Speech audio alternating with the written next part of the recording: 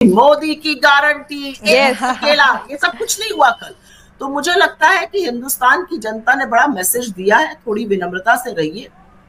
नहीं तो हमने बड़े बड़ों को निपटाया है, हमने बड़े बड़ों को ठिकाने लगाया उनके अहंकार को, आपके साथ भी ऐसा करेंगे।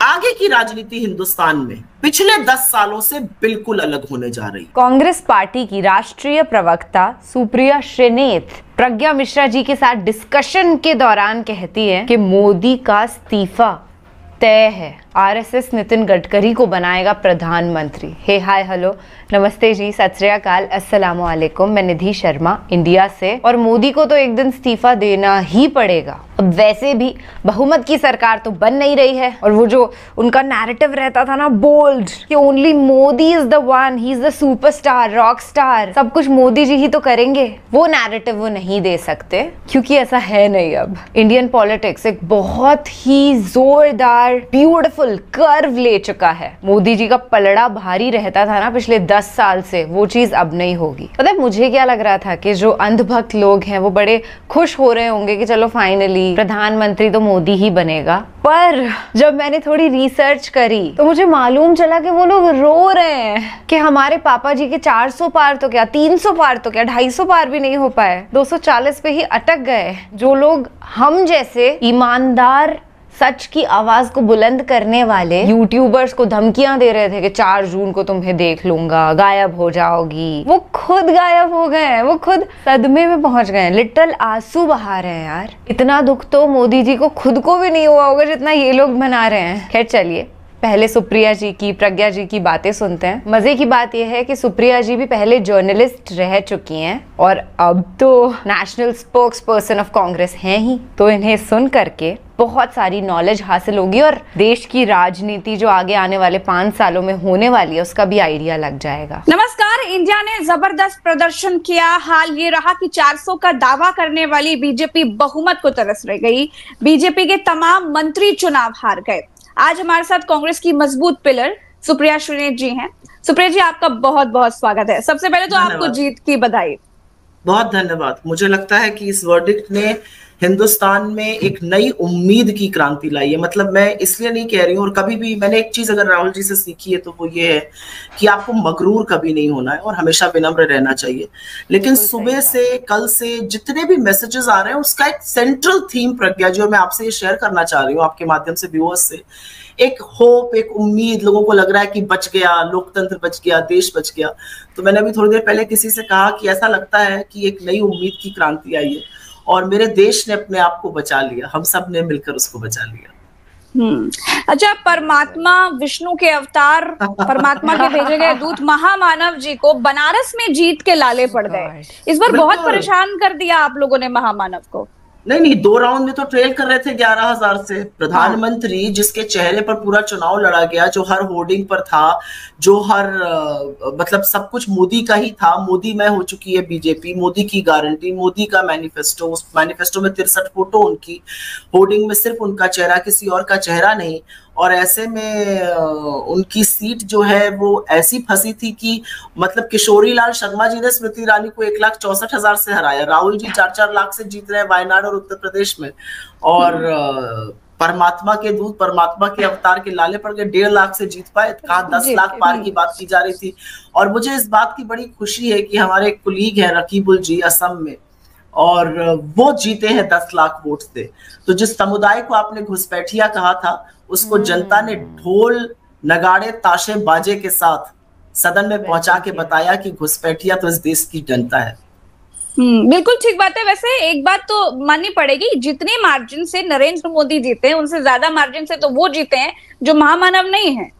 जी हाँ, मुझे लगता है शायद लोगों ने बायोलॉजिकल लोगों को वोट दिया और जो स्वयं थे वो खुद ही वोट पा जाते तो उनको वोट नहीं दिया। पर हाँ, 1.5 लाख की मार्जिन और लगातार घटती हुई मार्जिन 3 बार में, इस बार तो 2.5 लाख के करीब उनके वोट घट गए। तो कहीं ना कहीं काशी में माँ गंगा ने भी मान बना लिया था वापस भेजने का, किसी तरह से बच गए। देखिए आगे क्या होता है। अच्छा, टीडीपी, जेडीयू और अन्य अगर आपके साथ आ जाते हैं तो क्या कांग्रेस सरकार बना लेगी? कांग्रेस सरकार बनाने के प्रयास में है कि नहीं, पहले तो मैं ये जानना चाहूंगी। प्रज्ञा जी, पॉलिटिक्स में ना एक बड़ी मैंने सही चीज सीखी और सही वक्त पे सीख ली थी, पॉलिटिक्स में 1 घंटा 1 सदी के बराबर होता है, 1 दिन तो कई सदियों के बराबर होता है। और politics is a beautiful game of possibilities.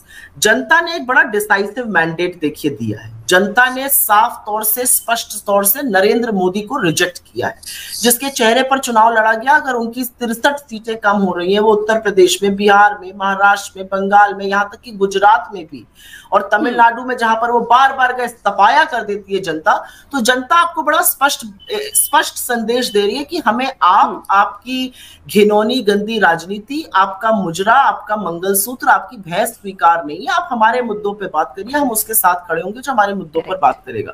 तो अगर आप ऐसे पूछिए, अगर कोई और होता और जो प्रधानमंत्री अपनी पार्टी को 63 सीटों के साथ पराजित करता है, वो नैतिक जिम्मेदारी लेकर अभी तक रिजाइन कर चुका होता, जिसको कहते हैं कि ये बड़ी निर्णायक नैतिक हार है नरेंद्र मोदी जी की। लेकिन वो तो उनके अंदर थित रही है, वो तो शायद ऐसा ना करें।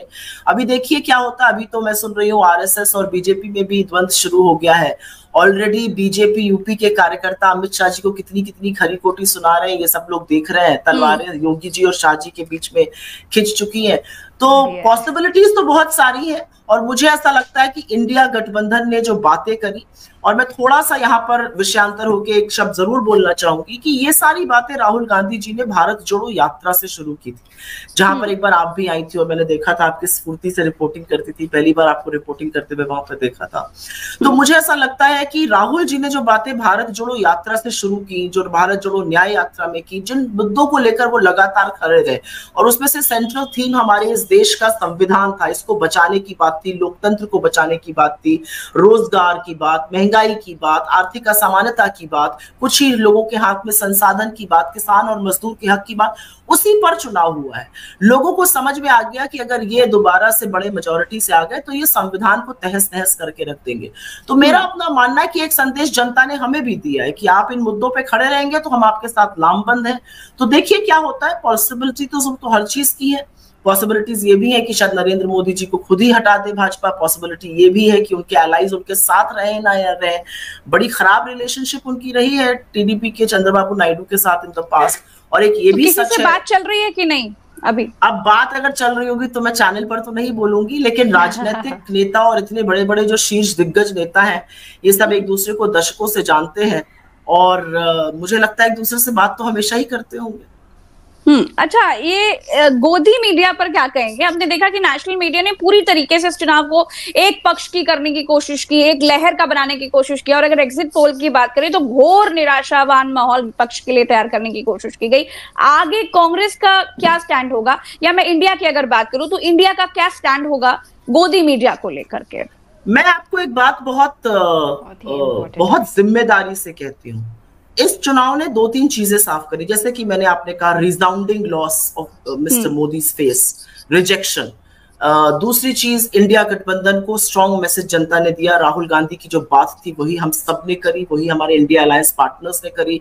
हमने साथ मिलकर एक दूसरे का साथ देकर कंसेंसस बनाकर, और कहीं कहीं क्योंकि हम धुरी थे इस अलायंस की, तो हमने बड़ा दिल दिखाकर त्याग भी किया कहीं कहीं। तो हमने बहुत अच्छा चुनाव लड़ा। हम जहां पर जैसे समाजवादी पार्टी हमारी सीनियर पार्टनर थी उत्तर प्रदेश में, हमने उनको वो सम्मान दिया, उनको वो जगह दी। हम जहां पर सीनियर पार्टनर थे, हम अपने जूनियर पार्टनर को साथ लेकर चले। तो हमने ये बहुत जगह किया। लेकिन मैं आपको एक बात बताना चाहती हूँ, एक बहुत बड़ा मैसेज इस इलेक्शन का ये है कि ये जो मुख्य धारा का मीडिया है, जो अपनी साख, अपनी विश्वसनीयता, अपने लोकतंत्र के चौथे स्तंभ की भूमिका को गिरवी रखकर, बेच खाकर मोदी जी की चाटुकारिता और चरण चुंबन कर रहा था, उसको जनता ने बोला आपके ऊपर रत्ती भर विश्वास नहीं है, आपकी विश्वसनीयता नहीं है। और ये कितने निष्प्रभावी है आप ये सोचिए। 80-85 इंटरव्यू मोदी जी ने दे दिए, नैरेटिव नहीं बना पाए, लेकिन हर इंटरव्यू में अपनी मिट्टी पलीत जरूर करा ली। एक में कहने लगे के शेप रिकवरी पर क्या मैं सबको गरीब बना दूं, दूसरे में कहने लगे मैं परमात्मा का अवतार हूं, तीसरे में कहने लगे महात्मा गांधी को कोई पिक्चर के पहले जानता ही नहीं था। और आप ये सोचिए कि मुख्यधारा के मेन स्ट्रीम मीडिया के दिग्गज एंकर, दिग्गज एडिटर प्रत्युत्तर ही नहीं कर पा रहे, काउंटर ही नहीं बोल पा रहे कि नहीं प्रभु, आइंस्टाइन से लेकर नेल्सन मंडेला और मार्टिन लूथर किंग जूनियर को प्रभावित किया था गांधी ने। आप कैसे अपने आप को परमात्मा का दूत बता रहे हैं? किसी ने नहीं पूछा कि आप ये भी तो कह सकते थे कि क्या मैं इस देश में सबको अमीर बना दूं, आपके दिमाग में सबको गरीब बनाने की बात क्यों आई? लेकिन ये सब प्रत्युत्तर नहीं किए गए। तो मुझे ऐसा लगता है मुख्य धारा के मेन स्ट्रीम मीडिया के तरफ लोगों का आक्रोश है, क्योंकि उन्होंने सच को दबाने का, लोगों की आवाज को घटाने का प्रयास किया। और एक ये सच है कि जिन मुद्दों, जो जन मुद्दे थे, आपने उनको नहीं उठाया, उनको इंडिपेंडेंट मीडिया के यूट्यूबर्स ने, इंडिपेंडेंट के डिजिटल प्लेटफॉर्म्स ने उठाया, तो उसको जनता ने नवाजा भी। तो मुझे लगता है कि थोड़ा आत्मालोकन करना चाहिए मेन स्ट्रीम मीडिया को। और जहां तक इन पोलस्टर्स की बात है, मैं बस इतना ही कहूंगी कि एसी के कमरे में बैठकर नंबर आकर एक्सट्रैपोलेट कर लेना एक बात है, लेकिन ग्राउंड पर जाकर हमने असली तस्वीर देखी थी, और असली तस्वीर में इंडिया जीत रहा था, नरेंद्र मोदी की शिकस्त हो रही थी, और उसके बावजूद पोलस्टर्स ने जो किया, लोगों का पैसा भी डूबा मार्केट में और लोगों की विश्वसनीयता भी चली गई। एक बात अगर आपसे मैं थोड़ी धृष्टता करके कह सकूं कि पप्पा ने वॉर तो रुकवा दी, लेकिन पप्पा इन लोगों को बचाएंगे कैसे? आज चर्चा इस बात की हो रही है। कल तो एग्जिट पोल्स बताने वाले तमाम लोग रो रहे थे न्यूज चैनल्स पे। प्रदीप देखा आपने? मैंने देखा, और मुझे ऐसा लगता है कि लोकतंत्र नहीं, पिछली बार नाचे थे जब जीत गए थे, बीजेपी जीती तब बहुत नाचे थे, कल रो दिए। मतलब 45 लाख करोड़ कल वाइप आउट हो गए मार्केट में। लेकिन मुझे उस वाइप आउट से ज्यादा चिंता इस बात की है कि ये चिंता हर चैनल पे की जा रही है मुख्य धारा के मीडिया में कि 35 लाख करोड़ घुस गए मार्केट के, तबाह हो गए। मार्केट में इंडिया के 3% लोग इन्वेस्टेड हैं। जो करोड़ों युवा बेरोजगार हैं वो मार्केट में नहीं है। जो 140 करोड़ जनता महंगाई से जूझ रही है, चुनाव होते ही जिसके लिए टोल के दाम 5% और अमूल और मदर डेयरी 2-2 रुपए दाम बढ़ा देता है, पेट्रोल डीजल के दाम बढ़ाने की बात हो रही है, वो जनता शेयर मार्केट में नहीं है। उसकी चर्चा कभी नहीं करी मीडिया ने। मीडिया शेयर मार्केट की चर्चा करे। तो आप ये देखिए कि मुख्य धारा का मीडिया कितना जुदा है रियलिटी से। मतलब मुख्य धारा के मीडिया को जो हूट किया जा रहा था जब ये लोग पब्लिक इवेंट्स पे जा रहे थे या रैलीज में जाके कवर कर रहे थे, इनको सोचना चाहिए था कि जनता के अंदर कितना आक्रोश, कितना गुस्सा है और दुख होता है इस बात को देखकर। मीडिया से आई हूं, दुख होता है इस बात को देखकर कि लोकतंत्र के चौथा स्तंभ जो है वो स्तंभ नहीं रहा, वो मलबा बन चुका है आज। बिल्कुल परफेक्ट। अच्छा, पहले नरेंद्र मोदी ने, अभी आपने सेंसेक्स की बात करी तो शेयर मार्केट की, इसीलिए मेरा एक सवाल और दिमाग में घूम रहा है कि पहले नरेंद्र मोदी ने एक हिंट दिया सेंसेक्स को लेकर के, उसके बाद में बिल्कुल वैसे ही एग्जिट पोल्स आ गए, फिर उसके बाद में लोगों ने अपना पैसा लगा दिया, और फिर उसके बाद में रिजल्ट आया, अचानक से मार्केट गिर गई, लोग बर्बाद हो गए, रातों रात लोगों के पैसे डूब गए। क्या आपको लगता है कि एग्जिट पोल्स एक तरह के साजिश का हिस्सा थे? अब मुझे साजिश तो नहीं पता, इसका जब तक सबूत ना आए तो मैं नहीं बोलूंगी इस पर, लेकिन मुझे इस बात की बड़ी मतलब मैं बहुत चौंकी है सुनकर कि इस देश का प्रधानमंत्री और इस देश का गृह मंत्री लोगों से कह रहा है सस्ते में स्टॉक खरीद लो, 4 तारीख को जब सरकार आएगी तो महंगे में बेचना। मतलब मैं क्योंकि बिजनेस जर्नलिज्म से जुड़ी रही हूँ और स्टॉक मार्केट्स चैनल में मैंने काम किया है, एडिटर थी मैं, एग्जीक्यूटिव एडिटर थी, इसको तो इनसाइडर ट्रेडिंग के श्रेणी में डाला जाता है। अगर आप उकसाकर, मतलब आज आप अगर टीवी पर ऐड भी देखते हैं, म्यूचुअल फंड का कोई आता है तो उसके बाद वो फर्राटे से बोलते हैं कि ये सब्जेक्ट टू मार्केट रिस्क है, इसमें सोच समझकर और निवेश करने से पहले जानकारों की सलाह ले। तो ये कौन से जानकार थे? ये लोगों को सलाह दे रहे थे स्टॉक खरीदने की। मतलब इस देश के प्रधानमंत्री के पास रोजगार बनाने का वक्त नहीं है, इस देश के प्रधानमंत्री के पास महिला सुरक्षा की बात करने का वक्त नहीं है, इस देश के प्रधानमंत्री को महंगाई नहीं कम करनी है। स्टॉक टिप्स दे रहे थे देश के प्रधानमंत्री और गृह मंत्री, तो लोगों ने भी आपको टिप दे दी, लोगों ने भी बता दिया। मैं एक चीज लेकिन प्रज्ञा जी जरूर कहना चाहती हूँ, और ये मैं पूरी ह्यूमिलिटी से कहती हूँ और बहुत जिसको कहते हैं बहुत ओवरवेल्म होके कहती हूँ। मुझे ओवरवेल्म का एग्जैक्ट शब्द क्या होगा अभी दिमाग में नहीं आ रहा है, लेकिन बहुत ओवरवेल्म होके कहती हूँ। इस देश की जनता में ना गजब की समझ है, जिसको इनेट विजडम कहते हैं ना। मुझे इस बात पर हमेशा से यकीन रहा है, और उस यकीन पर एक बड़ी मोहर, एक बड़ा पुरजोर मोहर कल हिंदुस्तान ने फिर लगाई। इस देश ने लखीमपुर के नरसंहार के मुख्य अभियुक्त के पिता को आप गृह राज्य मंत्री बनाए रहे, लेकिन इस देश ने उसको हरा दिया। इस देश ने खड़े होकर किसानों की मौत का बदला लिया। आप प्रज्वल रेवन्ना के नाम पर वोट मांगते रहे, अपने हाथों को मजबूत करते रहे, उसका पासपोर्ट कैंसिल नहीं कर रहे थे, लेकिन इस देश ने उन महिलाओं के लिए, उन महिलाओं के सम्मान का बदला लिया। इस देश ने स्मृति ईरानी से सदन में, और आज भी मुझे याद है, ये मुझे थोड़ा भावुक करता है, मैं सोनिया जी की बहुत इज्जत करती हूँ। मैं उनको अगर कोई बोलूं कि मैं माँ के बाद अगर किसी को माँ का स्थान या आदर देती हूँ, आज मेरी माँ इस दुनिया में नहीं है, तो वो शायद सोनिया जी होंगी। और मुझे वो दिन याद है जिस दिन स्मृति ईरानी ने सदन में खड़े होकर कहा था तू तड़ाक किया था सोनिया जी के साथ, उनको उंगलियां तरेली थी, आंखें दिखाई थी, उसी दिन वो चुनाव हार गई थी, क्योंकि वो एक बात भूल गई थी कि ये देश ना बेटी से ज्यादा बहू का सम्मान करता है। वो इंदिरा जी की नहीं, वो इस देश की बहू है, वो एक शहीद की पत्नी है, वो राहुल जी और प्रियंका जी की मां ही नहीं, वो 5-5 बार की चुनी हुई सांसद, कांग्रेस की पूर्व अध्यक्ष, और मुझे लगता है गरिमा और त्याग की ऐसी मिसाल है। और उनके साथ जो धृष्टता स्मृति ईरानी ने करी, उनका अहंकार अमेठी ने उनको याद दिलाया। और एक बहुत बड़ा सबक इस देश की जनता ने नरेंद्र मोदी को सिखाया कि राम हमारे आराध्य हैं, उनके ठेकेदार मत बनो, उनका व्यापार मत करो। आपको सिर्फ अयोध्या में ही नहीं शिकस्त दी, श्रावस्ती में जहां नृपेंद्र मिश्रा के लड़के लड़ रहे थे और हर प्रचार में कहते थे मेरे पिता ने राम मंदिर बनाया, उनको भी इस जनता ने हराया। तो मुझे लगता है कि इस जनता की इनेट विजडम पर गजब का एक यकीन हो चला है। अच्छा, अमेठी में जब मैं वहीं पर थी उस वक्त पर, ग्राउंड रिपोर्ट्स ले रही थी, और उसी दिन जिस दिन नामांकन होने वाला था उस दिन बड़ा माहौल था कि अच्छा, हम पहले रायबरेली वो वीडियो जहां पर आप एक ऑटो ड्राइवर के साथ बैठ जाती है, हाँ। और वो लड़का बहुत ही पढ़ा लिखा था, शायद उसने कंप्यूटर में कुछ ट्रिपल हाँ, बिल्कुल, बिल्कुल, और आपने उससे रोजगार पे बात करी थी, मैंने वो देखा था वीडियो। जी। तो मैंने देखा कि उस दौरान एक माहौल बना हुआ था कि स्मृति ईरानी के सामने राहुल गांधी को लड़ना चाहिए। हर तरफ ये बात चल रही थी, यही चर्चा थी कि अगर राहुल गांधी चुनाव नहीं लड़ते हैं तो फिर बड़ा मुश्किल हो जाएगा। उस दौरान कांग्रेस ने जो फैसला लिया किशोरी लाल शर्मा को टिकट दे करके, प्रत्याशी बना करके, माहौल बिल्कुल विपरीत था, लेकिन उसके बावजूद आप स्थिर रहे, अडिग रहे, और उसके बाद में ये साबित कर दिया कांग्रेस ने कि तमाम राजनीतिक पंडित, तमाम लोगों का आकलन बिल्कुल फेल साबित हुआ। स्मृति ईरानी की बुरी हार हुई। कैसे आप लोगों ने ये आकलन किया?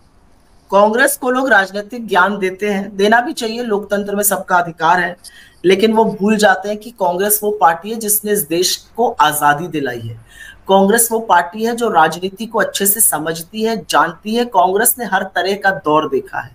तो जब कांग्रेस ने फैसला किया कि किशोरी लाल शर्मा जी स्मृति ईरानी के खिलाफ लड़ेंगे, हमें पता था कि वो उनको बुरी तरह से हराएंगे। 1,64,000 से हारकर स्मृति ईरानी आज मुंह दिखाने लायक नहीं है अमेठी में। वो कितना भी दम भर ले, कितनी भी कविताएं पढ़ ले, किशोरी लाल शर्मा क्यों, उसे किस आधार पर? दो चार चीजें हैं। एक तो किशोरी लाल शर्मा जी ने अपने जीवन के 40 साल उस क्षेत्र को दिए हैं। अमेठी और रायबरेली में बच्चा बच्चा किशोरी लाल शर्मा जी को जानता है। राजीव जी का क्षेत्र उन्होंने संभाला है, सोनिया जी का क्षेत्र संभाला है। हर व्यक्ति को जानते हैं, हर व्यक्ति की मदद करते हैं, चप्पा चप्पा गांव गांव का जानते हैं, पहली चीज। दूसरी चीज, एक बहुत बड़ा संदेश मेरे नेतृत्व ने, प्रियंका जी ने, राहुल जी ने, सोनिया जी ने, खड़गे जी ने दिया कि हमारा एक कार्यकर्ता जो है ना, वो इतना मजबूत है कि आपकी लंका को ढहा देगा, और वही किया किशोरी लाल शर्मा जी ने। तीसरा एक बड़ा संदेश दिया, और मुझे लगता है कि ये संदेश मैंने पढ़ा, दिया कि नहीं दिया मुझे नहीं पता, जिसका वजूद ही बस राहुल गांधी करके जिसका वजूद था। राहुल गांधी तो छोड़ दीजिए, आपने किशोरी लाल शर्मा जी का अपमान किया था कि अरे ये पीए है। राहुल गांधी का पीए ही काफी था आपको शिकस्त देने के लिए। तो जिसका वजूद सिर्फ राहुल गांधी से था, आज उनका वजूद क्या है राजनीति में? वो तो किशोरी लाल शर्मा जी से हारी हुई एक। जी हाय, हेलो, नमस्कार, स्वागत है आप सभी का रिएक्ट में अशोक चैनल पे। तो चलिए देखते हैं भगवत मान क्या कह रहे हैं।